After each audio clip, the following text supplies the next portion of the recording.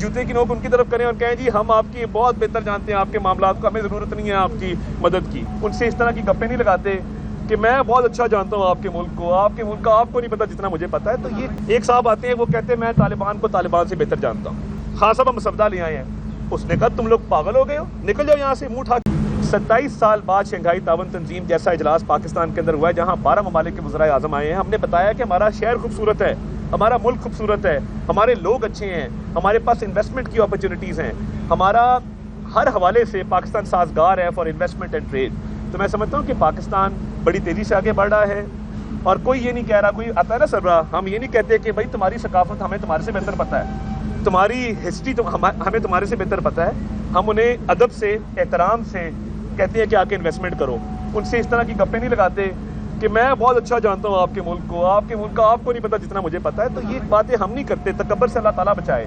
اور جو دوست ممالک آ رہے ہیں ان سے تو ہمیں کہنا چاہیے کہ پاکستان میں انویسٹ کرے, بجائے اس کے کہ ہم ٹانگ پہ ٹانگ رکھیں, جوتے کی نوک ان کی طرف کریں اور کہیں جی ہم آپ کی بہت بہتر جانتے ہیں آپ کے معاملات کو, ہمیں ضرورت نہیں ہے آپ کی مدد کی.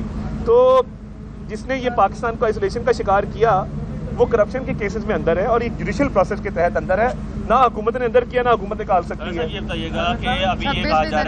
26ویں ترمیم دیکھیں, 26ویں ترمیم پہ سٹیمپ لگ چکی ہے اپروول کی. کیسے لگی آپ شاید پتہ نہیں, چھٹی پہ ہوں گی, آپ نے فالو نہیں کیا سپریم کورٹ بار کا الیکشن.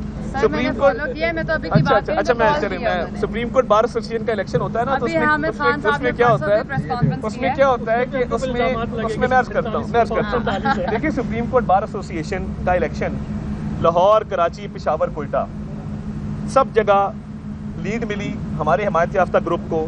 تحریک انصاف کا حمایت یافتہ گروپ نہیں کر سکا, وہ بات وجہ کیا ہے؟ ان کے لیڈر جو تھے, اور بڑی کلیئر آپ کو بتاؤں, لیڈر کنفیوز تھے. حامد خان صاحب نے ایک بھی دن کھل کے 26ویں آئینی ترمیم کی مخالفت نہیں کی. آپ کا لیڈر, آپ کے جو پروفیشنل گروپ کا سو کال لیڈر ہے, وہ جب باہر نکلے ووٹ مانگنے اور کہا یار 26ویں آئینی ترمیم میرا خیال اچھی ہے, تو پھر ووٹ آپ کو کس بات کے ملیں گے؟ وکلا مہر لگا چکی ہے اپروول کی 26ویں آئینی ترمیم کے اوپر, چیف جسٹس کی اپوائنٹمنٹ کے اوپر, جوڈیشل ریفارمز کے اوپر, جوڈیشل کمیشن کے اوپر.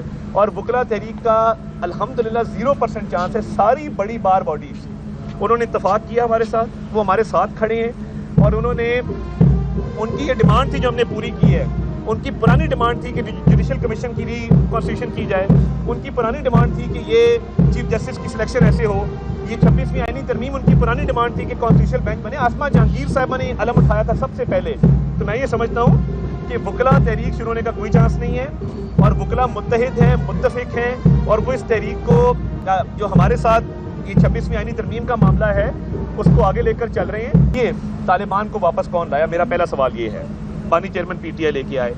ہم نے 2013 سے 18 نواز شریف صاحب آئے, انہوں نے کہا جی آپریشن ضرب عضب, آپریشن رد الفساد, دہشت گردی کا خاتمہ, کراچی کا امن بحال, اور 4 سال میں اللہ کے فضل سے کر کے دکھایا.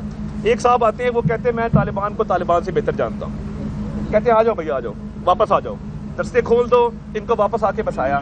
آج وہی لوگ حملے کر رہے ہیں. تو یہ دیکھیں نا, یہ خون کس کے ہاتھوں پر ہے. اور اب یہ نیشنل ایکشن پلان کی ایک میٹنگ نہیں کی بطور وزیر اعظم اس شخص نے. زیاد گولڈ سمتھ کی سپورٹ کرتا ہے, دہشت گردوں کو واپس لا کے بساتا ہے. اکانومی کہتا ہے میرا کام نہیں, تو بھائی تو کیوں بیٹھا سی اتھے؟ یعنی آپ کا کام کیا تھا پھر؟ یہ تانے بانے کہاں ملتے ہیں؟ یہ کیا سوچ تھی؟ پاکستان کا نقصان یہ کیوں کرنا چاہتے تھے؟ یہ آپ کے سامنے ہے. بزدار کو پنجاب میں کیوں بٹھایا تھا؟ کیا مقصد تھا؟ اچھا شریف آدمی ہے, آپ لوگ بھی ملتے رہے, ہم اس کے والد کو دیکھتے رہے. جو لوگ یہاں پہ پارلیمنٹ کور کرتے ہیں, سردار فتح محمد بزدار کو ہم نے نہیں دیکھا 2008 سے. شریف آدمی, اچھے آدمی, اس کے والد مرحوم, اس کو بٹھا دیا یہاں پہ تاکہ لوٹ مار ہو سکے. یار کسی سے کوئی موازنہ ہے, کوئی مقابلہ ہے؟ تو بات یہ ہے کہ دہشت گردی کا خاتمہ ہوگا. ہم اس پہ پوری طرح کاربند ہیں. پاک فوج, police, law enforcement agencies, rangers قربانیاں بھی دے رہے ہیں اور پورے طریقے سے اس کو آگے بھی لے کر چل رہے ہیں. صوبائی حکومت کے پی کی نہیں کرتی, کوئی بات نہیں, وہ وہاں پہ اور معاملات میں بزی ہیں. وہ کہتے ہیں جی کنٹینر لے آؤ, فلاں لے آؤ. تو یہ لا اینڈ آرڈر ایسے وہاں پہ ٹھیک نہیں ہوگا. وفاق کبھی بھی تعاون کرنے کو تیار ہے, وہاں پہ چیزیں ٹھیک کریں گے انشاءاللہ تعالیٰ. تو یہ سرمایہ کاری کے حوالے سے ہمارے تمام دوست ممالک, کوشش کی گئی کہ سیبوٹاج کیا جائے ایس سی او کو.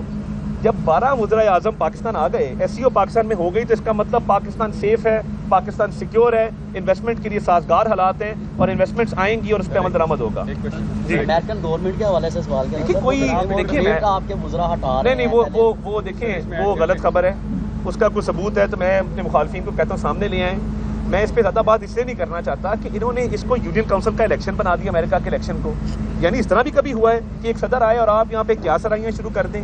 فارن پالیسی ہے, اسٹیٹ ہوڈ ہے, اسٹیٹ ٹو اسٹیٹ معاملات ہیں یہاں پہ. اب یہ مطلب جس طریقے سے اس کو لے کے چل رہے ہیں, the lesser said the better. Prime minister صاحب شہباز شریف صاحب نے ویلکم کیا اور مبارک دی ٹرمپ صاحب کو ایک ٹویٹ کر کے. ہمارا اسٹیٹ کا معاملہ ہے.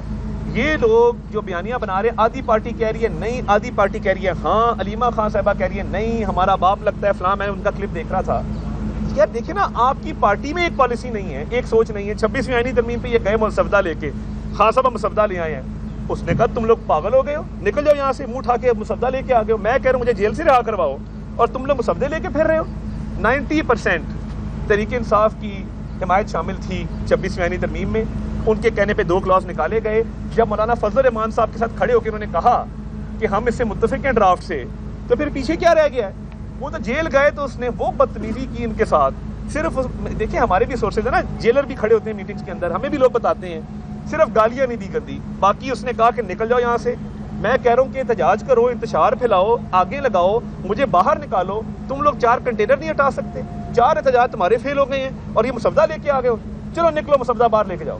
تو یہ معاملات ہیں. طریقے انتشار کا شکار ہے. 4 گروپ ہے, پنکی بشرا گروپ, علیمہ گروپ, ادھر عاطف خان لڑا ہوا ہے علی امین گنڈا پور کے ساتھ. تو یہ جو گروپنگ ہو رہی ہے یہ وہی انتشار اور تقسیم ہے. جو آپ بوئیں گے وہی آپ کاٹیں.